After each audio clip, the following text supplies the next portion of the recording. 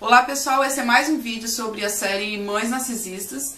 Hoje eu vou falar como que eu descobri que a minha mãe é narcisista. E esse vídeo é para aqueles que se identificam, aqueles que talvez sejam vítimas, que querem descobrir, querem entender mais o universo das mães narcisistas, por suspeitarem de repente que são vítimas. Esse vídeo é para ajudar essas pessoas. Esse vídeo não é sobre mães tradicionalmente normais. Esse aqui não é sobre a sua mãe maravilhosa que te criou. Estou falando de uma síndrome chamada síndrome da mãe narcisista, algo que é real nos consultórios, algo que é real dentro da psiquiatria. Então não é um vídeo para mãe, não estou generalizando mãe de ninguém. Então esse vídeo não é para você que tem a sua mãe que te criou super bem. Esse vídeo é para aqueles que sofreram e que talvez ainda sofrem no contexto familiar, o que a gente chama de prisão ou de sequestro do próprio eu. Então eu vou abordar aqui algumas coisas que me fizeram questionar se realmente eu tinha ou não e como foi essa descoberta. Existem fatos que sempre foram tidos para mim como esquisitos, tanto relacionado a mim quanto relacionado à minha mãe. E essas esquisitices, que eu chamo de esquisitices, me levaram a questionar se minha mãe não tinha algum problema mental, psíquico, psicológico. E quando eu era criança, eu era uma criança muito chorona mesmo. Não estou falando de uma criança manhosa. O choro era algo que assim, marcou muito a minha infância. As pessoas que eu encontro até hoje na rua falam: nossa, eu lembro de você vivia chorando, vivia com uma madeira na mão e chorando. Nossa, como você chorava, olha aqui a chorona, essa aqui é a chorona. Amigos de infância, todo mundo tem uma recordação minha de um ponto só, o choro. Que eu era uma criança que chorava muito, extremamente medrosa, tinha medo de qualquer coisa, de bicho, de gente. Tinha muito medo de gente, muito mesmo. Qualquer pessoa que se aproximava de mim, eu tinha medo, eu chorava, entrava em pânico quando pessoas se aproximavam. Desde bebê, sempre foi assim. E à medida que eu fui crescendo, me tornando criança, foi piorando. Creche, nossa, minha mãe me tentou colocar numa creche eu com 3 anos, 2 ou 3 anos. Eu não conseguia, de tanto que eu chorava. As pessoas da creche falavam: não tem condições de ficar, ela chora muito, muito mesmo. E aí eu fui criada por vizinhos enquanto minha mãe trabalhava. E assim, um ou outro vizinho, vizinhas, né, filhas de coleguinhas me brincavam na rua, porque nem todas eu ia. Tinha casas que eu não ia de jeito nenhum, com medo, fobia, não sei o que era, mas eu tinha muito medo mesmo. Minha infância foi marcada pelo medo. Eu era uma criança ao mesmo tempo apática. Se eu fosse em qualquer lugar, minha mãe me colocasse sentada, se ela ficasse ali durante 7 horas, essas 7 horas eu iria ficar sentada, eu não mexia em nada, eu ficava inerte, imóvel, parada, igual um vegetal. Eu não pedia para ir no banheiro, não iria pedir água, eu simplesmente iria ficar parada. Talvez com medo, eu não lembro dos sentimentos que eu tinha, mas eu lembro, e eu lembro de várias vezes minha mãe falando que eu nunca mexi na casa de ninguém, não era uma criança de aprontar, porque eu era igual um vegetal. E hoje eu tenho, né, conhecimento de que isso tudo são características de crianças que foram abusadas de qualquer tipo de abuso, seja psicológico, físico, sexual. São sintomas de crianças que passaram por algum tipo de abuso. Essa apatia, essa coisa inerte de ficar parado, de ser uma criança desatenciosa, de se machucar muito, de cair muito. Isso tudo engloba aí o mundo das crianças que foram abusadas. Eu tinha uma dependência emocional surreal em relação à minha mãe. Eu não podia ficar longe dela, que eu chorava muito mais do que o normal. Eu lembro de cenas dela indo trabalhar e eu agarrada no portão chorando inconsolavelmente. Eu tinha pânico de ficar longe da minha mãe, literalmente pânico mesmo. A introdução na pré-escola foi muito complicada. Eu lembro que ela trabalhava na mesma escola que eu estava fazendo a primeira série. Eu fugia da sala e ia para a secretaria onde ela trabalhava, porque eu tinha medo de pessoas, pânico, ninguém entendia. Nossa, mas leva essa menina no psicólogo. Eu cresci ouvindo isso. Leva sua filha no psicólogo, sua filha não é normal, sua filha não é normal. E minha mãe sempre rindo: vou levar. E nunca me levou no psicólogo. E eu cresci ouvindo: essa menina não é normal, leva essa criança no psicólogo. E sempre tiveram cenas que ficaram registradas na minha memória de infância, sem nexo, sem cabimentos, como se fossem fios soltos. Eu lembro uma vez, eu lembro o bairro, lembro tudo. Que eu me escondi debaixo da cadeira, tinham pessoas em casa, visitas, não lembro que visitas que eram, comecei a chorar, me fez debaixo da cadeira E todo mundo, o que que foi? O que que foi? Eu falei, minha mãe não gosta de mim, e chorando para essas pessoas, minha mãe não gosta de mim, minha mãe não gosta de mim. E na minha cabeça, minha mãe sempre cuidou muito bem de mim. Então sempre tinha alguns fios soltos de coisas relacionadas a abuso. Eu lembro do meu pai me arrastando na rua, me tirando da casa da vizinha que me cuidava e me levava para casa, mas eu não lembro os abusos, já até falei isso no vídeo anterior, ficou em recalque. Lembro dela me dando banho de assento, porque eu sentia dores insuportáveis na vagina.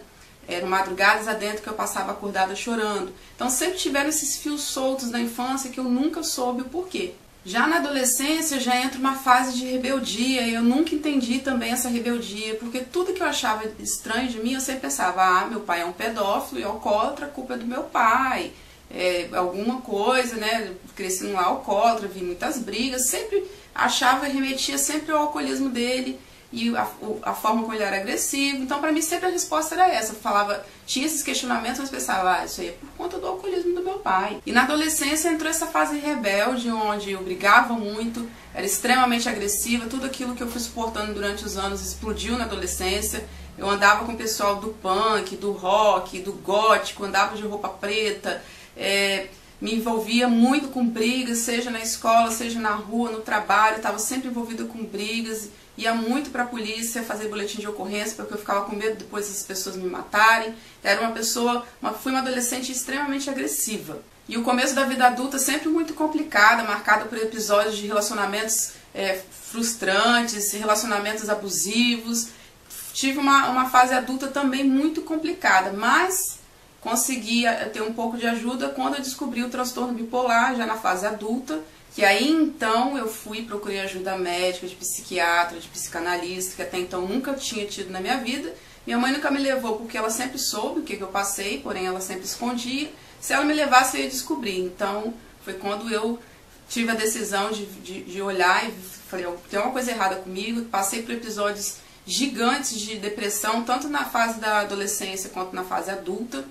Então eu resolvi procurar ajuda médica, foi quando foi diagnosticado transtorno bipolar. E eu sempre ouvi que transtorno bipolar é genético, minha irmã já tinha, irmã paterna, porque eu sou filha única materna.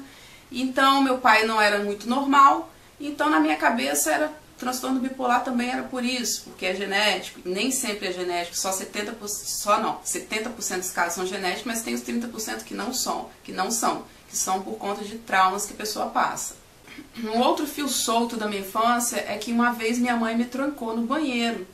E segundo ela, e que eu tenho memória, se eu era uma criança tão quieta e tão parasita que não aprontava, por que ela teria me trancado no banheiro aos 3 anos? E eu lembro perfeitamente como que foi, tanto que eu tenho claustrofobia até hoje.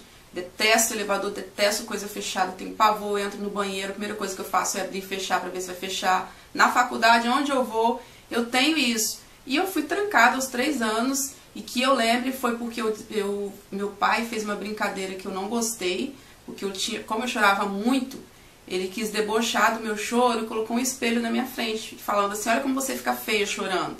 E eu joguei o espelho longe, e aquilo foi suficiente para ele me bater. Eu tenho memória que foi por isso, mas pode eu estar confundindo, não ter sido isso. Mas ela me trancou no banheiro, fechou a porta e saiu. E eu lembro exatamente o meu desespero por ter sido trancada naquele banheiro. E isso foi uma coisa muito estranha, também um fio solto, que eu nunca entendi, já que eu era uma boa filha quando criança. E ela sempre me tratou bem, eu nunca entendi o porquê eu fui trancada, eu nunca perguntei nada no meu passado, porque eu fui adestrada a não perguntar. Por conta dessas brincadeiras deles me fazerem chorar, em torno dos 6 ou 8 anos, eu lembro já morando em outra cidade, que a gente mudava muito de cidade. Morei aqui no Espírito Santo em muitas cidades. Sempre mudando, porque meu pai era pedófilo, para esconder a pedofilia dele. E em uma dessas cidades, na verdade já foi aqui na cidade onde eu moro, em torno de 6 ou 8 anos, nessas brincadeiras de me fazer chorar, eles ficaram se agarrando e eu não gostava de ver meu pai abraçando a minha mãe, eu detestava. Quando eles casaram no civil, eu peguei o álbum de foto deles, eles tiraram algumas fotos caseiras em casa e rasguei tudo, porque eu odiava meu pai. E isso também foi um fio solto para mim, porque eu odiava tanto meu pai, sendo que ele, na minha cabeça, eu não tinha sido abusada, porque até então eu tinha entendimento de que o abuso eu iria lembrar se eu fosse abusada. E na verdade ficou em recalque. E eu só fui entender isso há pouco tempo, que existe isso. É uma defesa do nosso cérebro esconder as coisas principais. Mas o que antecedia os abusos e os pós eu lembro, mas o ato não. Então eu achava que eu não era abusada. E isso foi o motivo que eu sempre tive ódio dele. Sempre tive muito ódio. Todo mundo na minha infância lembra que eu tinha um ódio horroroso dele. E ele eu lembro dessa cena, ele se abraçando, se agarrando na minha frente para me fazer chorar.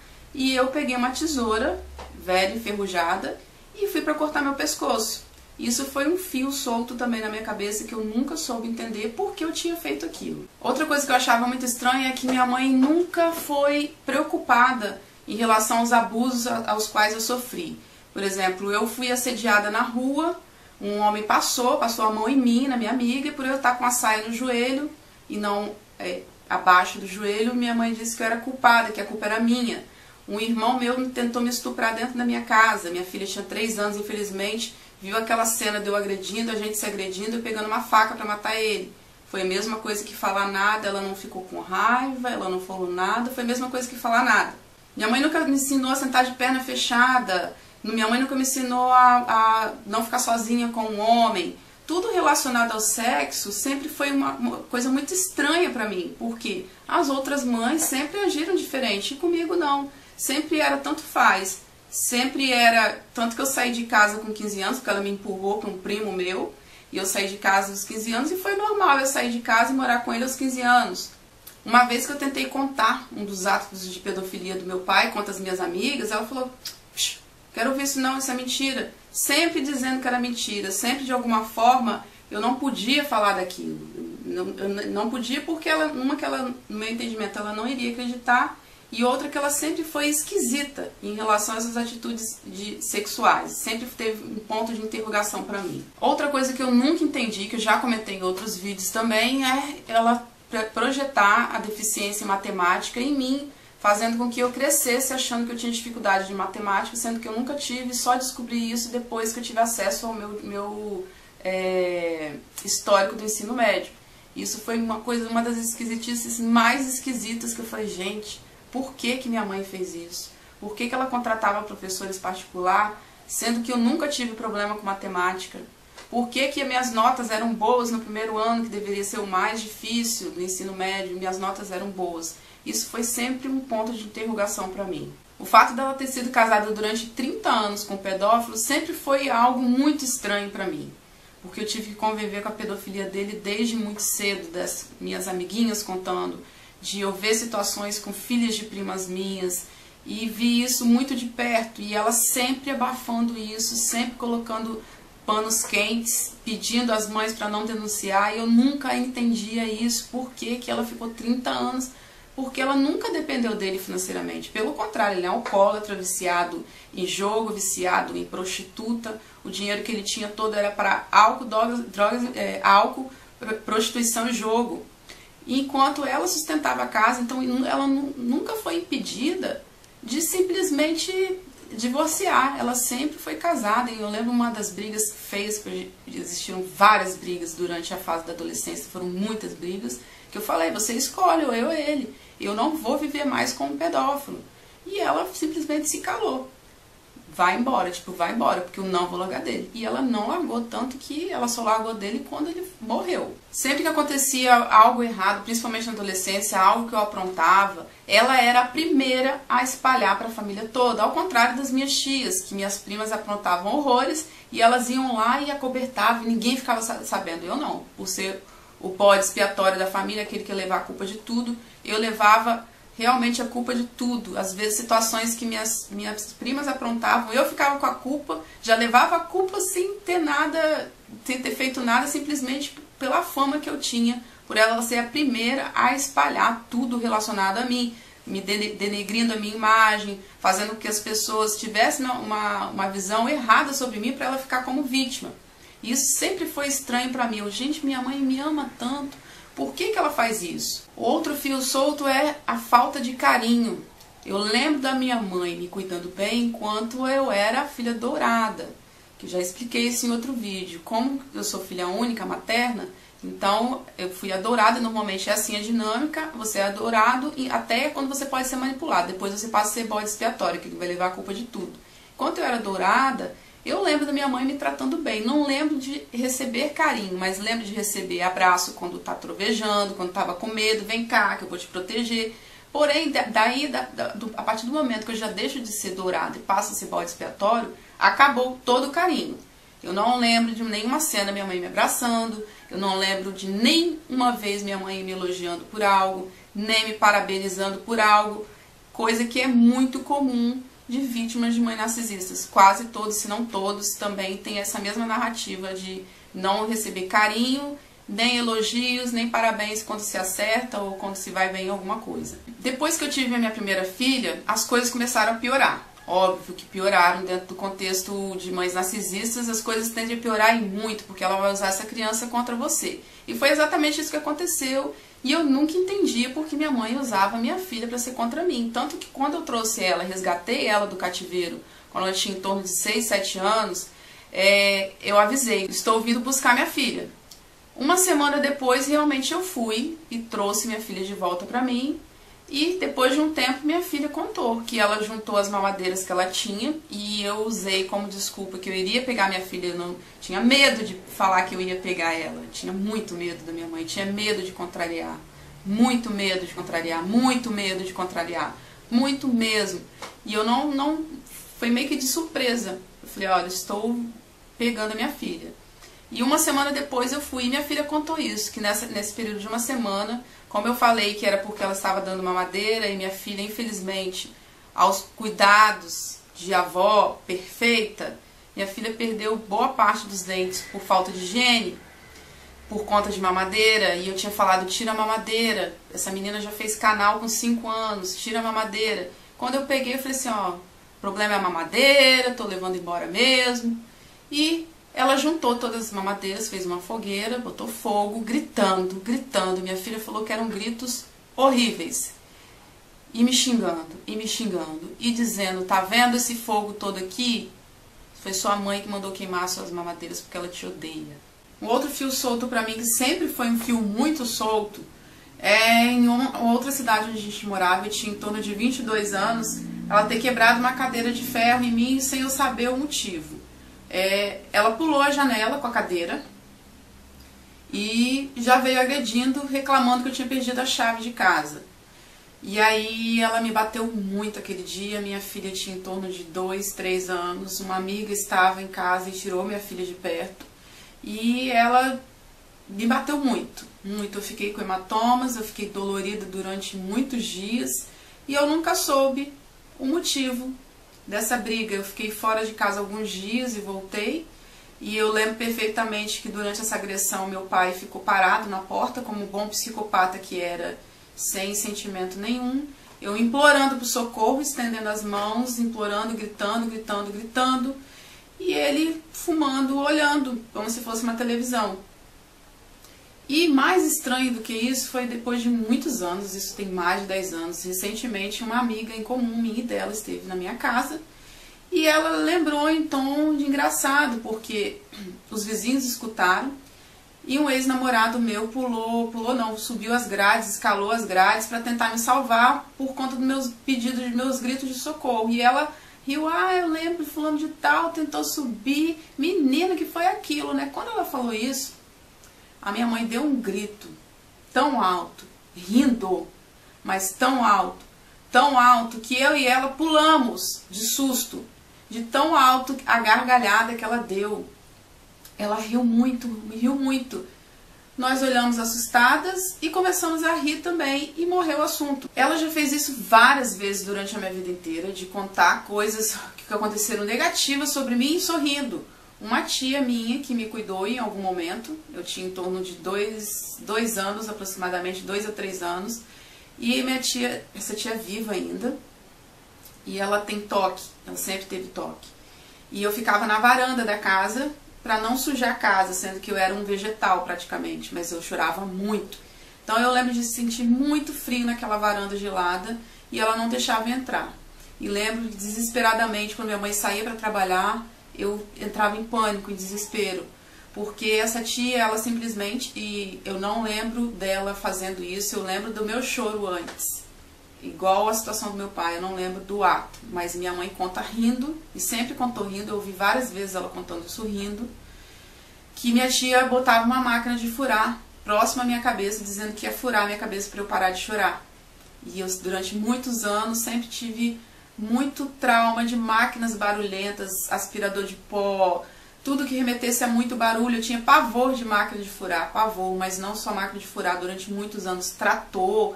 Eu era uma criança muito medrosa em vários aspectos.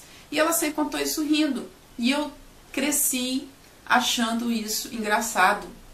Isso é muito bizarro quando você se dá conta de quão insano você foi criado.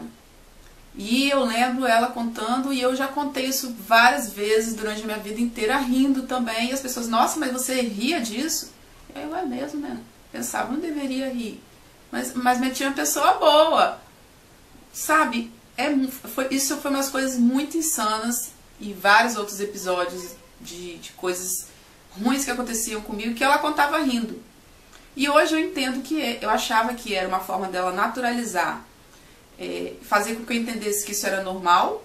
Por isso eu já fui abusada de várias formas durante a minha vida inteira, porque eu cresci achando que eu pudesse ser abusada, fisicamente, psicologicamente e sexualmente também. E, mais do que isso, ela tem prazer no meu sofrimento. Isso daí não sou eu que estou falando, isso é a temática do narcisismo, isso está em livros, isso é catalogado. Isso é uma verdade. As mães narcisistas têm o prazer de ver a sua alegria e a tristeza do seu filho. Então ela sempre contou essas histórias rindo, e eu achando que era para naturalizar ou para querer disfarçar o quão irresponsável ela foi em relação à minha criação.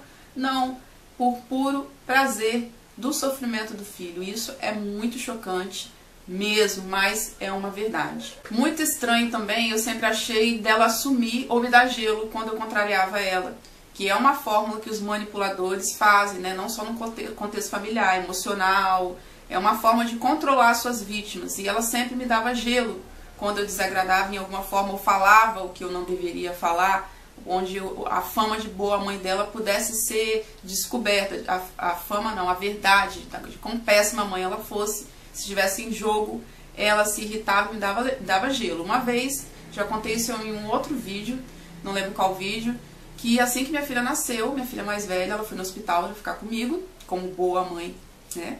Sempre elas vão estar perto para ajudar. E eu contrariei ela ou ela pegar minha filha, eu achei que ela foi grossa. E ela, como forma de me punir por ter comentado algo que eu não gostei dela, só por isso, ela pegou a minha filha, balançou pelo pé, de cabeça para baixo, e falou assim, olha aqui, ó, não é de açúcar não. E eu estava sob efeito de anestesia, eu desesperei muito, comecei a chorar, a gritar, socorro, socorro, socorro. Ela acho que deu um estalo da doideira que ela fez, e ela botou minha filha de volta no bercinho, e pegou a bolsa e fugiu do hospital. E eu fiquei sem acompanhante, o pai da minha filha apareceu, e isso daí sempre foi uma incógnita na minha cabeça, sempre, por que minha mãe fez aquilo? E eu nunca tinha contado isso pra ninguém, fui contar isso recentemente pra alguém, porque eu achava que eu estava errada. Eu tinha vergonha de contar isso para as pessoas, porque eu achava que eu tinha feito errado, de perguntar a ela, de questionar o modo como ela pegou. E quem vai acreditar nisso? Quem vai acreditar? Ela sempre cuidou tão bem da minha filha, sempre foi o bibelô dela. Todo mundo tem ela como um grande troféu de uma mãe narcisista, é ser o quê? Uma avó modelo, a avó padrão, a melhor avó do mundo. É o grande troféu delas quando as suas filhas têm filhos, para que elas possam se exibir um pouco mais. Então ninguém iria acreditar em mim. Quem iria acreditar na minha mãe, que sempre cuidou tão bem, sempre foi tão amorosa com a minha filha, fazer uma coisa dessa? Então foi uma forma que ela fez de punir, e por ser perversa também, por ser maldosa também. Ela queria, não queria talvez machucar minha filha, mas ela queria me punir e fazer com que eu tivesse realmente um surto mesmo, me prejudicar naquele momento. Outro episódio muito estranho foi quando ela foi... meu pai morreu, e o meu pai era um peso na vida dela, né? Um peso que ela tinha que carregar, ela tinha que se vitimizar. Ai, como eu sou sofrida, tenho uma filha louca, porque ela me pintava de louca pra todo mundo. tem um marido alcoólatra, coitado, não tem ninguém para cuidar. Meu pai morreu, ela ficou sem álibi, e eu já estava casada nessa época. Então ela não tinha o que fazer. Ela iria infernizar a vida de quem? Não tinha ninguém para infernizar. Então ela quis a todo custo a guarda da minha filha. Me pediu, conversou com pessoas para me pedir. Eu falei, eu não tenho motivos para estar a guarda da minha filha. Eu tô bem, tô com saúde, tô casada. Meu marido é uma ótima pessoa. Somos uma família. Para que eu vou entregar minha filha para ela? Ah, porque ela tá muito sozinha. Isso é problema dela, não é problema meu. E eu não dei a guarda, bati o pé que não. Então ela não se deu por vencida. Então ela foi à escola da minha filha denunciar de que eu e meu marido espancávamos a nossa filha, que na época tinha em torno de 7 anos. E minha filha caiu, machucou o braço, ganhou um skate, eu não sei se foi skate ou patins, eu não lembro, mas ela caiu, ficou com o braço roxo. Fui chamada na escola, por um acaso fui chamada. E falei, nossa, que escola boa, preocupada, vou lá ver, né, vou falar que ela caiu. E a pedagoga falou assim, olha, nós recebemos uma denúncia, tá, que vocês espancam, já foi pro conselho tutelar. E a gente quer saber, e aí? Aí eu, oi? Como assim? E aí expliquei, ó, acho que minha mãe passou por algum estresse pós-traumático, porque meu pai tive que inventar isso. Como que eu ia explicar que uma mãe teria capacidade de fazer isso com uma filha? De inventar uma coisa dessa tão grave. Eu falei, olha, ela passou por uma experiência que meu pai acabou de falecer, e aí ela tá sem ter o que fazer, aposentada, expliquei. Eles foram e retiraram do conselho tutelar a queixa e ficou por isso mesmo, graças a Deus. Mas isso me marcou muito e eu fiquei muito preocupada com isso. E contei isso pra melhor amiga dela. Eu falei, olha, eu acho que minha mãe não tá bem na cabeça não. Ela fez isso, isso, isso. Quando ela soube que a amiga soube do que ela fez, ela ficou 1 ano praticamente sem aparecer. Sumiu feito purpurina. Por medo, por vergonha, não sei, ela sumiu. E do nada ela apareceu, já com o namorado, bateu, né, chamou no portão, e minha filha, olha, minha avó, eu falei, o quê? O que ela veio fazer aqui? Ah, ela é um homem. Ela entrou, ei, tudo bom? Que não sei o quê, esse aqui é meu namorado. Trouxe, apresentou e a gente... A conversa era isso. Só ela falava, ninguém entendeu nada, nem eu, nem meu marido, nem minha filha. Depois disso, ela começou a frequentar a minha casa como se tudo estivesse normalmente, não tivesse acontecido nada, como se tudo fosse normal. Eu achei isso muito estranho e hoje eu entendo por que ela fez isso, que ela precisou de mim novamente para poder casar, porque seria muito estranho ter um marido que casar com uma mulher que não falava com a filha, então ela usou aquele momento para se reaproximar, porque elas não ficam sem o suprimento delas, que é infernizar a vida das filhas, prejudicar as filhas. Então ela, primeiro que ela quis não ficar passar uma má impressão para casar com esse homem e também para poder voltar a ter suprimento para ela, que era no caso minha família. Todas essas questões relacionadas à pedofilia são uma característica de mãe narcisista? Nem sempre vão ser, eu só estou citando aqui, dando esse exemplo, porque é a minha história. E o ponto-chave para eu me questionar de que eu fui educada com uma pessoa que não era normal, que não tinha um padrão normal, foi a questão da pedofilia. Por eu ter sido abusada, ela ter sido omissa, por ela ter amigos que têm problemas, que são pessoas estranhas, que têm comportamentos estranhos. E isso foi um ponto assim chave na hora de eu descobrir, tanto que foi conversando com essa amiga psicóloga que eu descobri. Então, não significa que toda mãe vai ter, mas a Mãe da Preciosa, que é um filme clássico, de mães narcisistas perversas, tem esse mesmo caso. Ela era abusada, a Preciosa era abusada pelo pai, ela teve filhos com o pai dela, e a mãe foi permissiva, aceitou. Então, não é incomum encontrar esses casos, mas não é uma característica. Se você quiser assistir o vídeo das características, é só clicar aqui, que vai ter o vídeo contando as características. Esse foi um episódio da minha vivência, que foi ponto-chave para eu achar que tinha alguma coisa errada nessa história toda. Mas aí, juntando isso tudo, esse emaranhado de fios soltos na minha cabeça, de um tempo para cá, eu notei que essas situações foram muito piorando. Situações de eu ouvir as pessoas falando, olha, sua mãe falou isso de você, ó, passei na rua, escutei sua mãe falando isso e isso de você, olha, me ligando, e falei, gente, minha mãe tá piorando, minha mãe não tá bem na cabeça, será que ela tem alguma coisa? E até hoje eu nunca descobri. Começaram a vir essas perguntas. Foi aí que aconteceu uma coisa muito esquisita. Nós temos um cachorro de de raça pinche, e os bichinhos são terríveis. E ele quer cruzar com qualquer coisa, novo, cachorro novo, normal. Porém, nós ficamos com um cachorro de um casal de amigo nosso que iriam viajar, parecido, mesmo porte da altura que ele, e ele ficava tentando cruzar com esse cachorro, mesmo ele sendo macho. E a gente não deixou os dois ficarem juntos. Minha mãe apareceu aqui e falou assim, não, os dois têm que ficar juntos, os dois têm que ficar juntos. Eu falei, gente, mas eles não vai dar certo. Não, eles têm que se cheirar. Me convenceu a soltar os cachorros. Então eu soltei, e eles ficaram se cheirando, eu entrei, daqui a pouco eu só escutei os gritos do cachorro, que era do nosso conhecido que estava aqui, gritando, gritando, desesperado de dor. Eu saí correndo, desesperada, para socorrer o cachorro. E a minha mãe ficou na minha frente, andando devagar, para me impedir de salvar esse cachorro, e rindo, e rindo, e rindo do sofrimento do cachorro. E eu gritei, sai da frente! E passei, esbarrei nelas, cheguei lá, e meu cachorro tinha lá carcado o outro cachorro. E o cachorro, os dois grudados, eu achei aquilo muito bizarro e desesperador, porque o cachorro não parava de gritar. Meu marido chegou na hora, graças a Deus, porque eu já estava com o corpo mole para desmaiar. E minha mãe rindo, achando tudo engraçado, e todo mundo sério, preocupado com o cachorro. E aí meu marido foi lá, salvou, desgrudou os cachorros, salvou. E eu vim para o quarto, isso foi na varanda, eu vim para o meu quarto, sentei e fiquei mole, porque eu estava para desmaiar. Foi algo que me chocou muito. Uma, pelo fato da minha mãe ter achado isso tudo muito engraçado e ter me impedido de passar.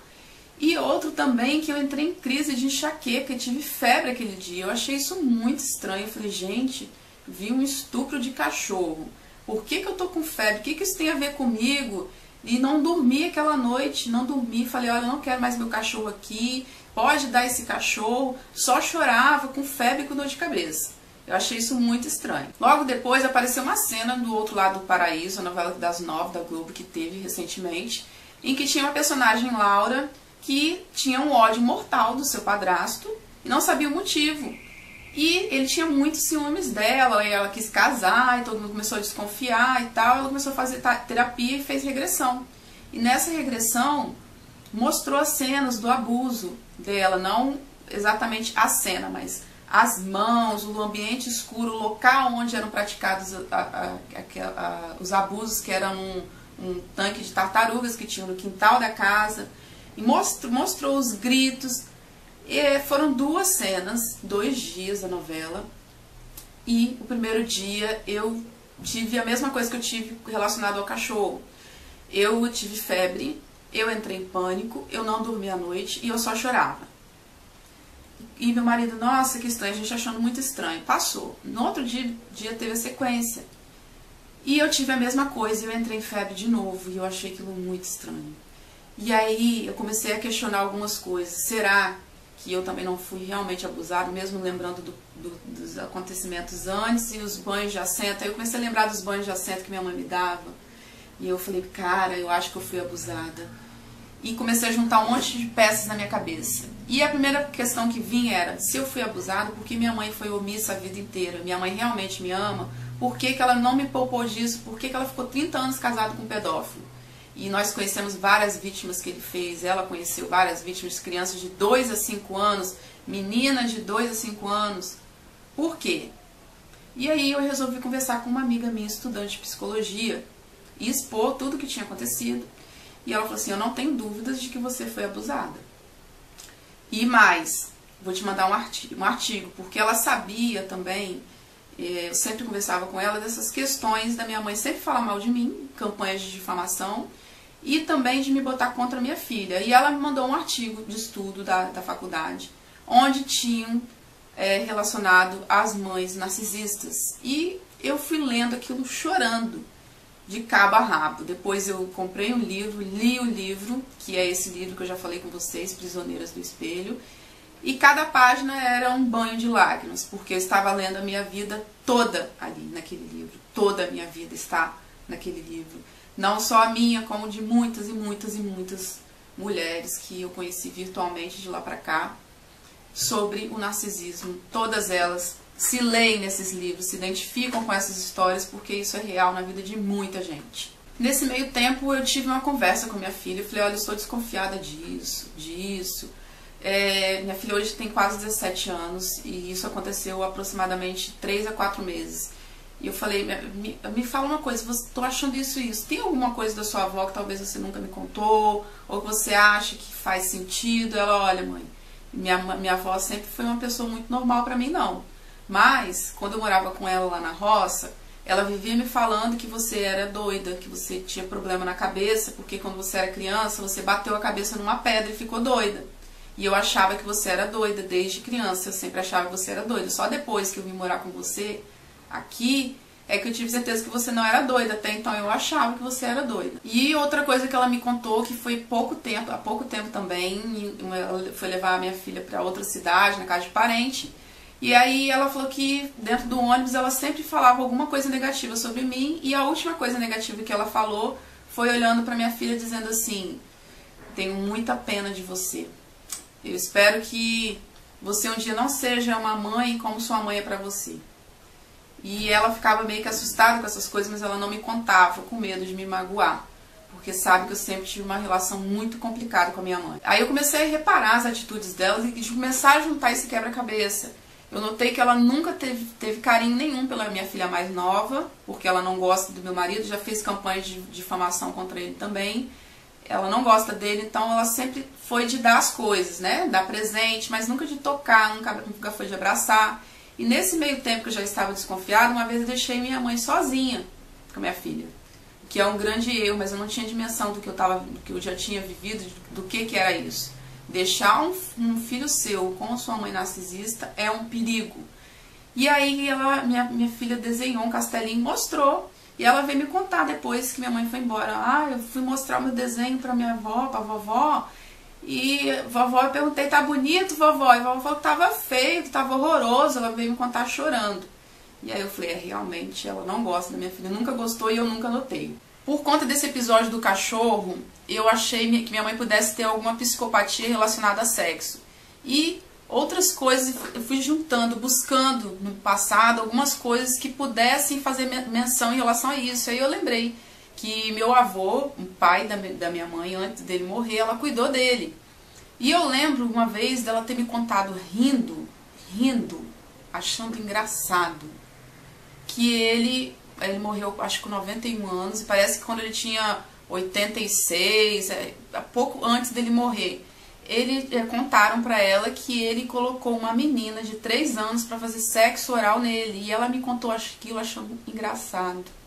Aquilo foi muito aterrorizante pra mim. Eu lembro que eu era adolescente, eu tinha em torno de 15 anos. E eu falei, gente, como minha mãe pode achar isso normal? Isso não é normal. E ainda ri, achar isso engraçado. Outra coisa é que ela sempre teve amizade com pedófilos. Eu achava isso muito estranho. Claro que não são pedófilos assumidos, são pessoas que escondem que são pedófilos, que ela jura que não são, mas que são. Por exemplo, ela tem uma amiga que o padrasto dessa amiga, que um dia já foi padrasto, abusava dela. Eu sabia porque ela me contava. E ela tem amizade com esse homem até hoje. Tinha um pedófilo na igreja dela, que ela contou pra gente que deu até polícia na igreja, porque ele tentou abusar de uma menina deficiente mental, no banheiro da igreja. E ela sempre protegendo esse pedófilo, que era muito amigo dela, que ela elogiava muito, pessoa muito boa. E a gente, nossa, que história estranha, mas como Deus é Deus e nada fica encoberto, recentemente uma pessoa de outra cidade, que foi membro da igreja naquela época, confirmou que realmente foi verdade. Inclusive, este homem saiu fugido porque os traficantes do bairro descobriram que ele era pedófilo e tentaram matar ele. Então, realmente se confirmou que ela tinha amizade com pedófilo, e eu achava isso muito estranho. Ela sofreu muito na infância, foi criada pelo avô, que batia muito. Depois ela foi pego para criar, que é o termo que eles usam antigamente, que era uma adoção, que não era no papel, mas que na verdade essas crianças viravam escravas dos donos daquela casa. Então ela era escrava, ela conta que ela era empregada doméstica, enquanto a tia dela não fazia nada. E esse tio dela, que inclusive eu conheci, que não é mais vivo, ele já era senhor de idade, e eu lembro que com 15 anos ele passou a mão no meu seio. veio para me abraçar e passou a mão no meu seio. E eu tirei a mão, apertei o braço dele e fiz uma cara de muito feia. E contei pra ela e ela falou assim que não, que foi um mal entendido, porque ele treme, porque tem Parkinson, e deixei isso pra lá. Eu falei, pode ter sido, eu acreditava na minha mãe, né? Tudo que ela me falava, eu acreditava. Eu falava, não, foi sem querer. E eu, bem bobinha mesmo, acreditei que realmente pudesse ser só uma coincidência ele ter esbarrado por ter Parkinson. Depois disso, ela veio me contando rindo também. Depois ela veio me contar que a vizinha contou que trabalhou com a empregada que trabalhava lá, que hoje estava trabalhando com essa vizinha porque tinha pedido demissão da casa onde esses tios dela moravam, que ela era empregada lá. E essa empregada, inclusive, é uma senhora que eu conheci pessoalmente, morei, convivi com ela, porque ela também foi empregada do meu primo, da casa do meu primo, esse primo que ela me empurrou para morar 2 anos, ela foi empregada nessa casa. Depois ela foi para casa desses tios da minha mãe, que são avós desse meu ex-namorado. E aí, essa senhora pediu demissão porque, segundo ela, foi limpar o terraço, chegou no terraço, esse senhor estava transando com um cachorro lá. E minha mãe contava isso rindo, e isso foi muito bizarro para mim também, eu achava muito estranho.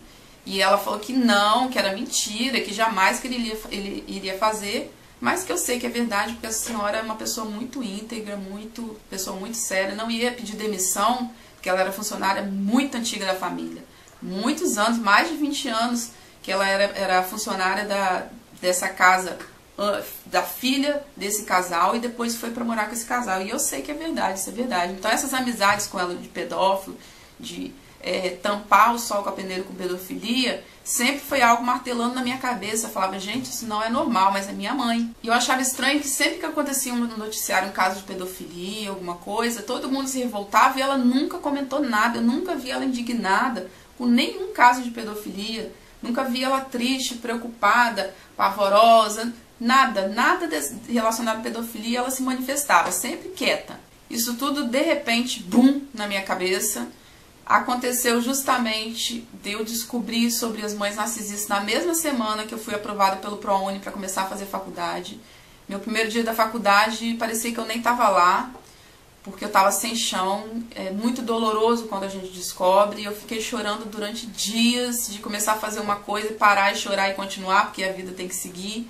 Durante muito tempo eu fiquei muito mal e fiquei com muito medo de reprovar na faculdade, porque tive dificuldade de concentração. Para você acaba tendo dificuldade de se concentrar em qualquer coisa, porque é algo muito impactante na sua vida. E quando estava rolando esse processo, quando eu descobri que eu realmente tinha sido abusada, eu fui atrás de pessoas que pudessem relatar algo para mim da minha infância, amigas de infância que eu tenho contato até hoje.